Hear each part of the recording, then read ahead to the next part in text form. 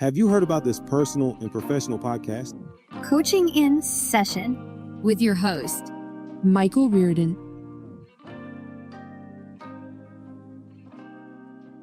Hey, Kathy, how are you? Hey, Michael, good. Nice to meet you. Same. Thanks so much for coming on. Thank you for having me. Of course. Tell me a little bit about your work. So I have spent the last 32 years being a community pharmacist. I own my own pharmacy, and I have had the privilege in one town. So I've had the privilege of supporting 4 generations of patients. And it wasn't all that long, well, maybe a decade ago, maybe a little before that. The drugs weren't doing it. And these people that I had known longer than my mother, I didn't want to get the call that they had cancer or heart attack. And we were all aging. So I started when I was 25. I'm 57 now. And so my practice, yes, I do traditional dispensing. I do traditional compounding. I consider, as a pharmacist, I'm a problem solver. But I really morphed into a lifestyle wellness pharmacist. And so the rest of my career is about helping patients not need medications. And so everything I do is through that lens. And, as a pharmacist, we're trained in biochemistry extensively. I just didn't limit that biochemistry knowledge and application to just pharmaceuticals. I started helping patients with nutrients, with food. And the hard one is the one that you're in, which is stress pharmacology, is what I call that bucket of chemistry and chaos that the body has to deal with is profound. And basically, love and connection is the way to help people be well. It's the most powerful chemistry we have to facilitate health is love and connection. And our healthcare system has pretty much extracted that out. So I'm just the ornery one that says I don't want people, my peeps to be sick. And I've built a brand and I've built a practice. And I really want the big game is that your grandchildren be healthy. They don't have to live on medications their whole life. And we live in a culture that isn't producing that right now. So I do a little bit of what you do is I coach people in how to craft their environment such that they have the health they want. 100%. I definitely can see that happening in future generations. And there is something that happens here, especially in America. And it's very different. Like I don't know if you've ever been in Europe or anything, but any European, one of the things that they will notice when they come here is, number one, all the trees that we have.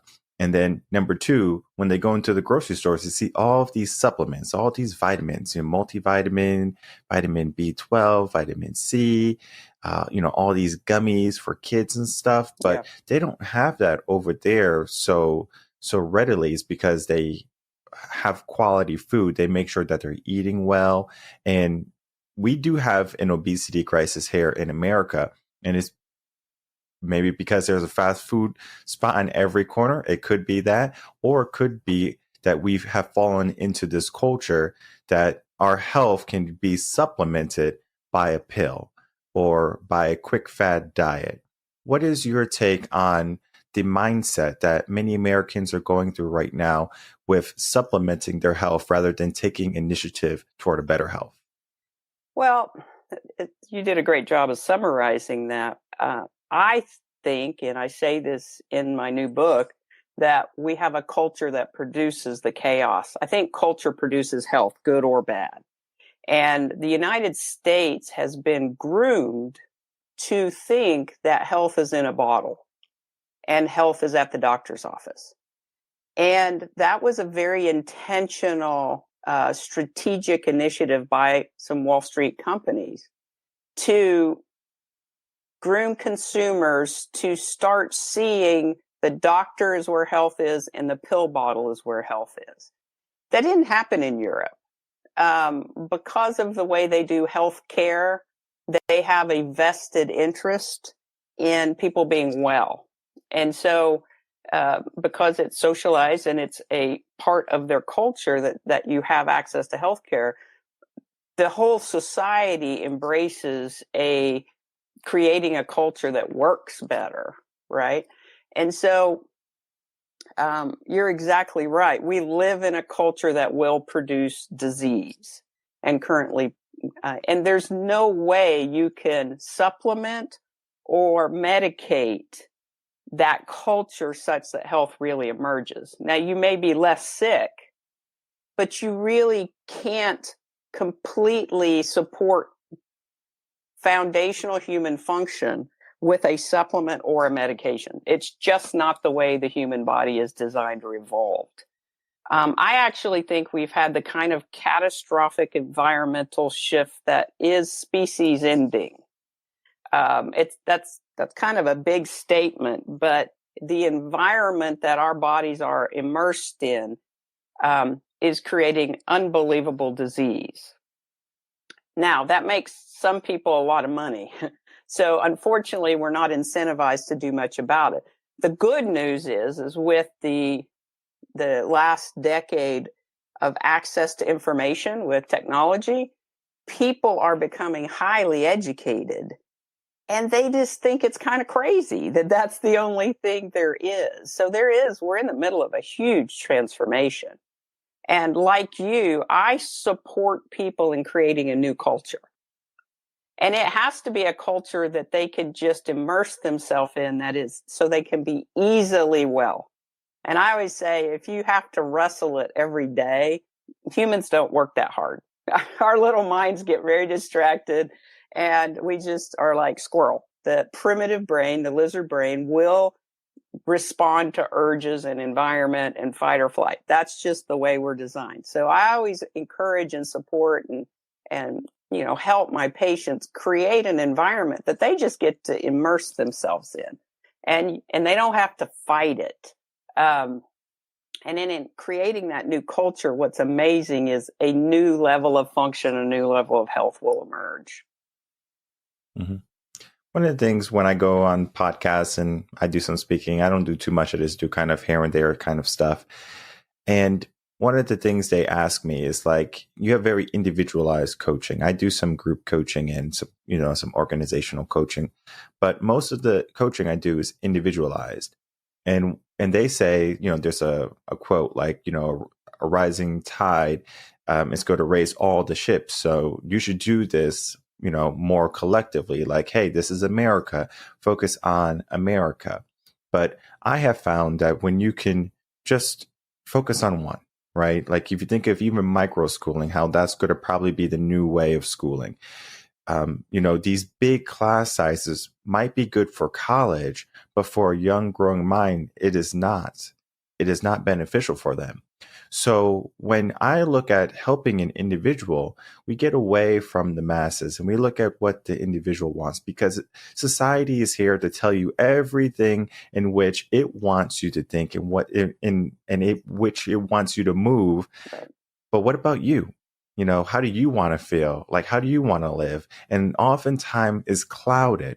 And even if you have a small group of people with different mindsets, it's very likely if someone's more malleable, they're going to adapt someone else's beliefs and ideals when they should be looking at their own. So that's why I focus on individuals. But you said something great, like we have to focus on the culture.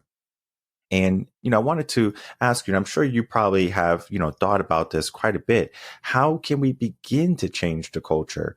Not, maybe not just only in America, but like all over the world, because, everyone has their vices. But when we can see the bad that needs to be changed, and many people can say, you know what, that needs to be adjusted. This can be better. Let's start to do that. For example, I'm not picking on anyone, but the Black community, where if we look at just the family system in there, an easy cultural fix is to ensure that the father stays in the household. How can we instill that into this, into the mindset, into the family, that family is important? So that could be a cultural shift in the Black community that enhances the Black community. And it's just a small shift. It's just like, hey, focus on family. What would be a cultural shift for health and fitness? Oh, I love that question. And it's one that I spend almost it's what drives me. I wish I was more focused on money, because my husband would really appreciate that. But I'm not. I'm really focused on your great grandchildren. And it's a perfect, how do you change a culture? Well, I speak to a lot of pharmacists and my peers, and so I'm working that way. But one of the things is to define culture. And I actually think of it in a very scientific way. Think of a petri dish. So if you look at a petri dish, the medium with which you grow on, that agar plate, is actually called a culture. And so it really is all the things that exist in your petri dish that either supports your life and your function, or is toxic for your function. So one of the things I do, and I work with individuals too, because I think while this is a macro problem, most big problems are never solved at the macro level. They are solved at the micro level. So when I coach an individual, and my target coach is the chief medical officer of the family, which is mamas. Okay. So when the mamas get supported and they get educated and they get helped with the implementation of all this stuff, because there's plenty of people telling people what to do, right? What I know doesn't matter. It's what the individual knows and what they can routinely apply is where actual results start to happen. And in medicine, I had a patient once say, Kathy, doctors tell us to do all this stuff, but nobody actually helps us do it, right? And so I do what I call a cultural analysis. And we just kind of dig into their life. Now, you said a mouthful when you said everybody's different. Everybody has a unique puzzle, so to speak, that we have to dig into. And biochemically, if you just look at the genetics and how everybody functions, everybody's unique. Then you add into that their family structure, their history, their generational traumas, the stress, the movement. You put just a little bit of those pieces together, their current financial situation, their support system or lack of support system. Those are all parts of the medium with either supports them or stresses them. And like I said, I think of it from a very biochemical lens when I'm trying to assess. I look at pharmacology, which is all the chemicals that come in and the body has to process. I look at food pharmacology, which is enough of the nutrients to actually function or is toxic. And then, like I said, stress pharmacology is way harder than any of that because that does look at the negative stress chemistries, cortisol, adrenaline, all that. And I also look at the positive ones like love and connection and oxytocin, dopamine. So when I'm seeing a person's life, uniquely as a pharmacist, I'm thinking about how can I support optimal function at that basic biochemical level. I know it's kind of weird, but it boils down to nutrition and love and connection and oxygen and water and sunlight. Those basic, do you have enough of that for your body to actually function? And in our culture, the answer is predominantly no, we don't. And you mentioned it about the grocery store, and I'm speaking next week, and I was updating some slides. And in, I think, 23 or 24, they used AI to assess the foods, all the foods in the United States. And I was shocked. I don't know why I was shocked, but I was shocked that 73% of the foods that are available in the United States are ultra-processed foods. So 3 out of 4 opportunities you have to eat, you will eat something that kills you early or causes disease. Okay? That is not an individual problem. Now, we can solve it individually. We can make different choices. But the fact that the culture feeds us that way is a big problem. And so you really proposed, how do we change this on the macro? Well, let me tell you, my government officials know me. They know me because when I talk to them about pharmacy issues, I always end with this question. I said, at some point we've got to ask a better question. Why are we so sick, and why do we need so many medications? Why is being sick the fundamental state for the United States human beings? Because like you said, in other cultures, it's not. And that kind of scratched their heads. And so how do you fix it? You fix it individually. You start empowering the individual. You engage them, you educate them, you embrace them and empathize on their journey. But interestingly, when you help that one person, there is a ripple effect around them. That ripple effect is the family, the spouse, the grandchildren. All of a sudden, they're planting something in the garden and they're having the grandkids come over. There is this ripple effect. And I actually think that's the way it's going to happen. And that's the way it has to happen. Enough individuals taking a stand for their own well-being and taking a stand and sharing that with the people they love in their immediate environment.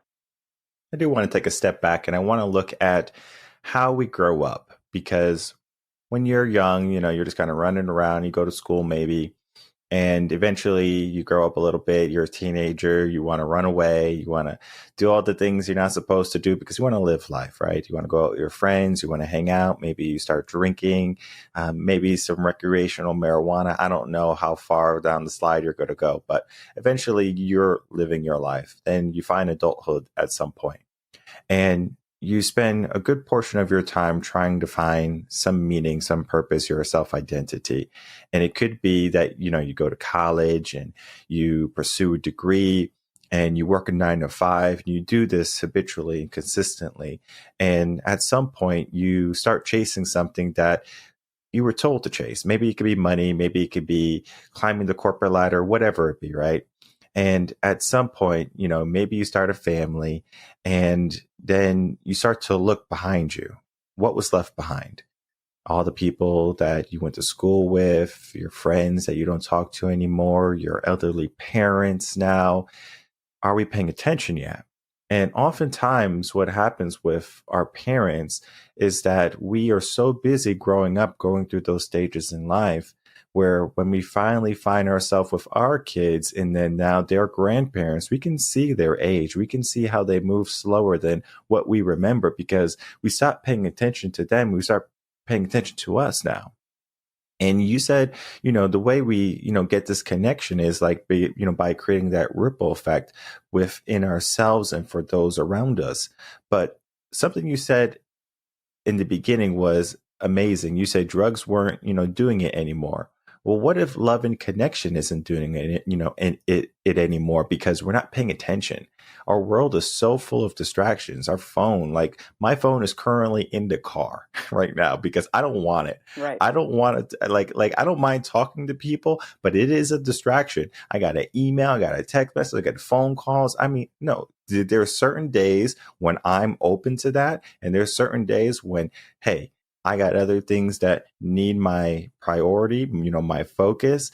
But most people, in our world today, they have that phone on the highest volume, on, like all notifications on all of their social media. How can we start to focus on love and connection when we're so distracted with everything that's going on? And then also even our own life, because we feel almost obligated to interact with everything around us, everything we see, to have a say, but we don't have a say in our own personal and professional development. It's almost like we, leave it to Jesus to take the wheel, and we say, all right, whatever happens in life, this is what's going to happen, when we are the people that are going to be the main driver to get what we want. And that could be better health, better love and connection, but it's not going to happen if we don't take action. How can we start to help people see that this is a better alternative than, waiting until you're 65 and you can barely walk and you can barely breathe and your bones are falling apart? I mean, we have a problem right now. Yeah, we do. We do. Boy, that was a mouthful. You nailed a lot. So, I think that how do you start? Well, you're right that the phone, it gives us the illusion of connection. Okay. Just like ultra processed food gives us the illusion of food, right? It's a food like substance and it's actually, to me, toxic waste. But I think it begins with dreaming. Now, many in my generation, I'm Generation X, knowing what you really want, kids know what they want when they're young. They bug you. I want this, I want this, I want this. And most of the times that is shushed out of us by 3 or 4. Stop asking. We're not going to do it. And kids get suppressed, especially the Generation X. We just learned that we could not have what we wanted, right? We had to respond to what the people around us wanted, and we got really good at that. Okay, that was our survival strategy. So often when people come to me, they're in such physical distress that it's like alarm bells are already sounding. So backing up that train, the good news about that is they're very clear they don't want that. And so often accessing what you want, many people have trouble with that. I have trouble with that. Is if you could have anything in your world, what would that be? And so I get people to dream again and articulate out of their mouth what they want. So I get them to dream. Okay. And what that does, that aligns the neurology to start engaging in that conversation, and the physiology will respond. But the hardest thing for many people is to dream that dream. I want health. I want to dance at my grandmother's wedding or my granddaughter's wedding. I want to travel and not have pain. So I think that's a really important first step, is to articulate what you want. Now, if you can say why, the why part doesn't really matter, but it starts to tease that out a little bit more. And again, it tells the brain we're going in this direction, right? So getting people to articulate their dream for themselves. And many of us are not wired to do much for ourselves. We are external servants. So often we may have to anchor it to dreaming for somebody else. I won't do this for myself, but I will do this for my grandbabies. I won't do this for myself, but I'll do this for my clients, right? And some of us have been kind of conditioned. Those were those survival strategies of being the servant. Often I see that with teachers, and I see that with healthcare providers, nurses, where we have been trained to be so reactive and receptive and responsive to the people around us. We can't even hear the internal dialogue or the internal chaos until it's so loud. And there is some kind of dysfunction that is available. So for me, that's where we start, is articulating our dream for ourselves, our future, our environment.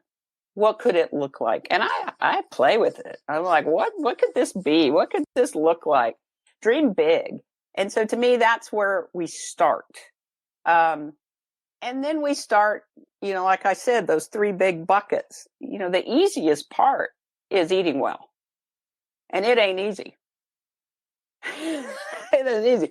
But it's a lot easier than fixing transgenerational trauma.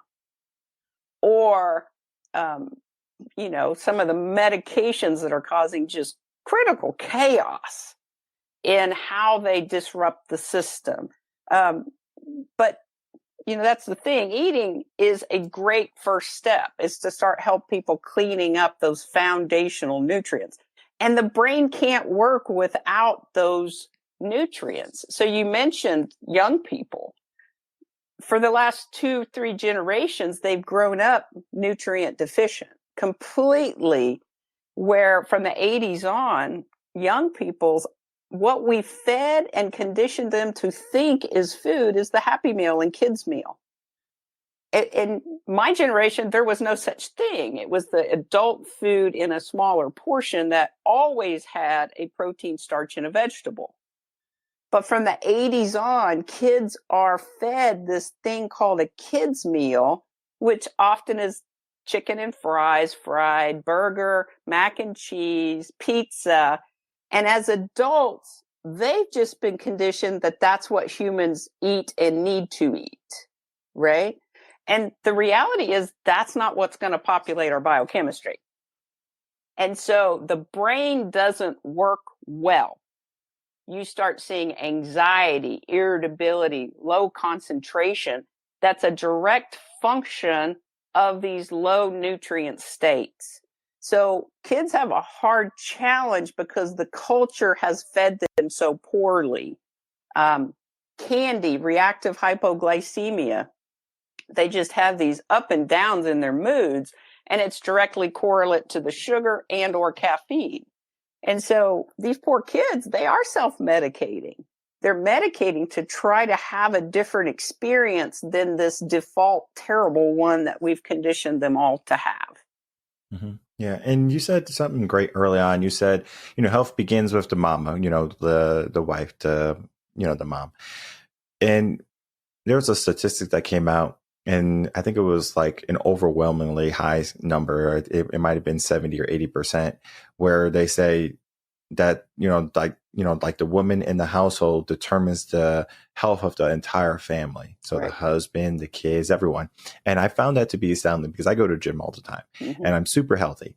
And I can see it with my wife. If she's not being healthy, how I will fall out of health for a little bit, or my kid will find himself eating ice cream. And I'm like, wait, how did this happen? I'm like, oh, because she's doing it. And It's not so much of she's the problem. It's, it's a cultural thing. Right. It's like, okay, well, we ate dinner. Let's get dessert after, right? And we just have to change it. So one of the things we do that is effective for us is we don't have much stuff in the house that is bad for us. Good. Because if it's available to you, like you can go reach for it, you will. It's there. Like if you went to the store and you bought some cake mix or something and you have a hankering for some cake, or you got some cookie mix or whatever, you're going to pop those things in the oven and you're going to say, okay, great, I have some cake and some cookies. This is not to say that you can't have cake and cookies, but there has to be some moderation. So one of the things I tell people early on, I'm like, listen, go in your pantry, go in your cabinets, figure out what is not healthy for you, learn how to read, the nutritional labels and see what is bad. And then from there, toss it out, or you can donate it, depending on the expiration date. Then start from scratch, figure out what you need. Are you going to go to the grocery store? What type of vegetables do you like? Do you like peppers? Do you like broccoli? Some people don't like broccoli. Maybe you want cauliflower. You figure out what type of vegetables you enjoy. Don't just get broccoli because, people eat chicken and broccoli to be healthy. Yes, it's true. But figure out what you want. And then only stock your house with things that are healthy. And then if you need something sweet, get some blueberries or some strawberries. Start eating more fruit. Now, fruit goes bad within a week. So you have to develop that habit of going every week to go to the grocery store. My kid eats, I don't know how much fruit. Like this little boy, he goes to probably like a week, at least $30 worth of fruit. And, most people say $30 worth of fruit, that's probably a lot of fruit. And it is. And, strawberries, like 3 pounds of strawberries a week. Blueberries, I don't know how many ounces or pounds they are. Blackberries, he loves them. Apples, oranges. We have these foods in front of us that are available to us, but we would rather get something quick. Oh, I'm gonna go get a frozen TV dinner, a frozen pizza.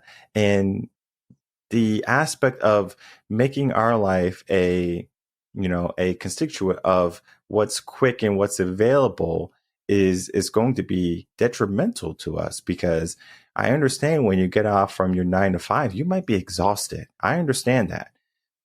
But you just can't always stop at Panda Express and McDonald's and Taco Bell to feed your family. It's something that you have to commit to if you want a better health for your family. Figure out how to meal prep. Figure out if you, can, give people different jobs if they're old enough. So if a teenager, teach them how to cook. And then so everyone has different responsibilities. I mean, there's so many alternatives for, eating healthy, and many people are just not thinking about what they can do because they only see about what's around them. So if they're hungry, for example, they'll go food near me. I don't, go on Yeah. Google food near me, and then they'll figure out what they want, or they'll spend all day trying to figure out, or, not all day, but a good portion of their time. Hey, what do you want to eat? Oh, I don't know what I want to eat. It's just same thing as if they're looking for a Netflix movie. They're like, I don't know what I want to watch. And people are so indecisive. Most of the time when they do decide, they make the wrong choice. Everything you just said are fabulous strategies, and I love that for me, it is a foundational strategy to create an environment that isn't toxic, right? So I'm at a pharmacy and I would eat donuts every minute of every day if that's what works. So I have an unwritten rule, no donuts, right? Because I can't not do them. So I keep the environment around me as supportive as I can. Because when I'm stressed or when I'm in, having trouble with something, my primitive monkey brain, lizard brain will say, go get fuel. Now, when I was a primitive being, our ancestors were primitive being, and they had a hard day and they needed fuel, they grabbed the leaf, right? They grabbed what was available that would nourish them in that moment. But today, because of that 75 toxic waste, we're grabbing things with the illusion that it's actually going to populate and help our function. But the reality is it isn't. So, and everybody's different. So what's brilliant about what you said is in your family, you've created with you and your wife a culture that supports her. Now, the question is, are we asking too much of each other in our culture? Especially women. Women are having full-time jobs and then coming home and doing another full-time job as mama, right? There are things that mothers do inherently.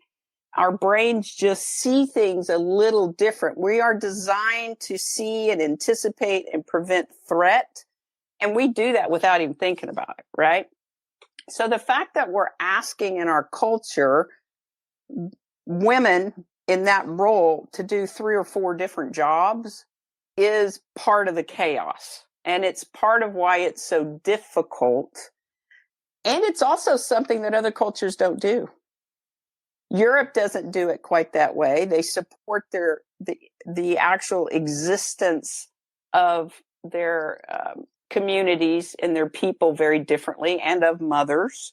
I'm getting ready to go to Kenya this year to speak on food as medicine. And what's unique to that culture is it's a community that supports each other. It's just woven into it. So you would never have a mom existing alone in a society. And so back to that cultural conversation on the macro, there's a lot of things about our current world that is creating chaos. And you can see it in your own family. When everybody's tired, everybody's overworked, that's when the energy is not necessarily going to what we need to function. And that's why I'm a big fan of being prepared for that, because it's going to happen. I'm going to overwork. I'm going to have too much because of the nature of our world. So can I have my soup recipe ready to go in the refrigerator so that when I come home exhausted, I grab that, right? So a little bit of preparing for what we know is our life is going to throw at us, because we have a pretty good idea what our life is going to throw at. Not always. Sometimes life will just present you buckets of chaos, for sure. But in those moments, I always tell patients, eat the best you can. When you have no control over your life and there is serious unknowns, eat the best you can. That's the easiest dial to grab. And it's not easy. I'm not saying any of it's easy, but it is pretty concrete that you can impact that. Mm-hmm.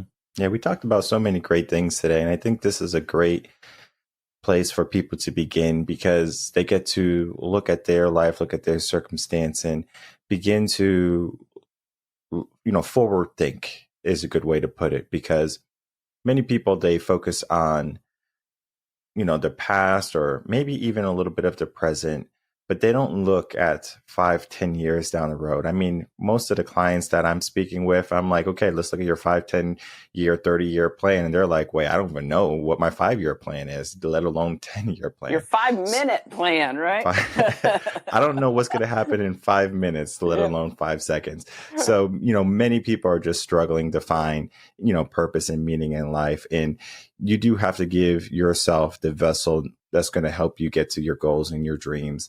If you are needing to fix yourself, your body, that's going to be the priority. And all your dreams and your goals are going to, be put on hiatus, or, they're just going to be dormant because you can't get to them.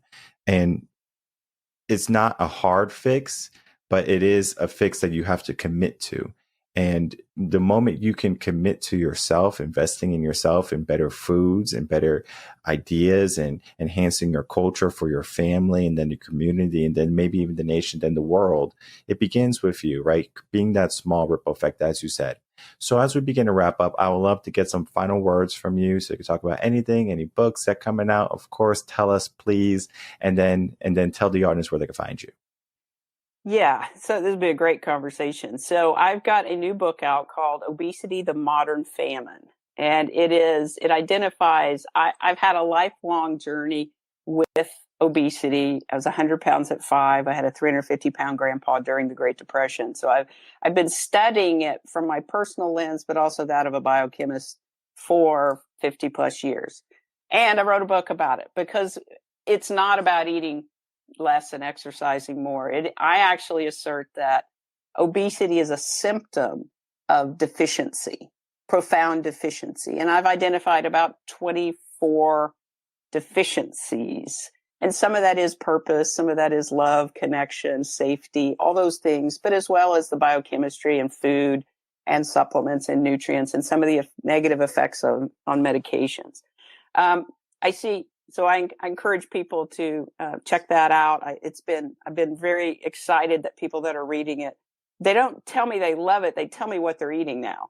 They tell me that they did something with that information, and there are some complex concepts delivered in very simple terms, and people seem to be really embracing that information. So I'm very proud of that.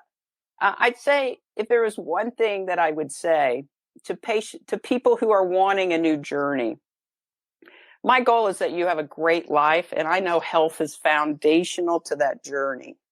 You've got to create a team to support you, and I call it a Partners in Health team. You're on that team, a good coach or a good therapist, a physical therapist, a farmer. If you don't have a great hairdresser, you need one, right? But if you're putting any biochemistry in your body, you need a pharmacist. And you need a pharmacist that's focused on you not needing medications. And if you're taking medications, not needing more. And we do that by helping you manage, monitor, and optimize those chemistries. Now, ideally, none of us want to need that. And I don't want people to need medications. That's really my drive. But the reality is, because we live in a culture like this, 7 out of 10 Americans are on a medication and may appropriately be on that. So how do we utilize that the best way? If you are putting supplements in your body, you need somebody that can really vet those such that they're right supplements and they are what they say they are.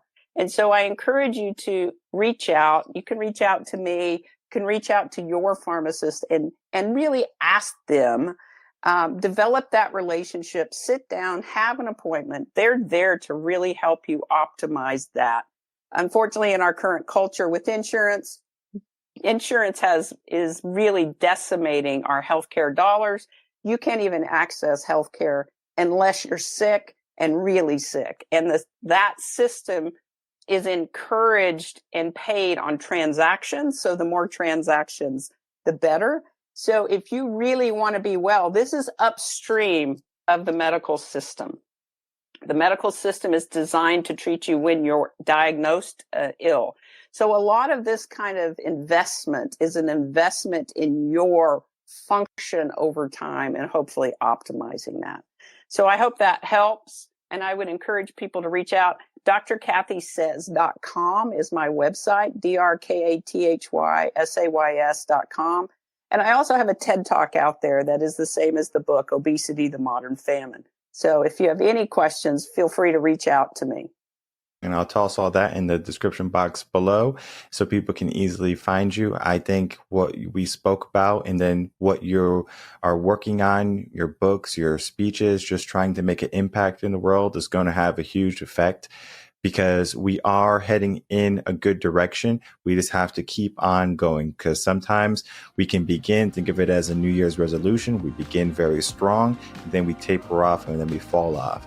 We just have to commit to that long haul, complete that marathon of life and longevity and health and happiness is all there for our taking. And I do have to agree with you. We had a great conversation. Thank you so much, Kathy, for coming on today. My pleasure, Michael. Thank you.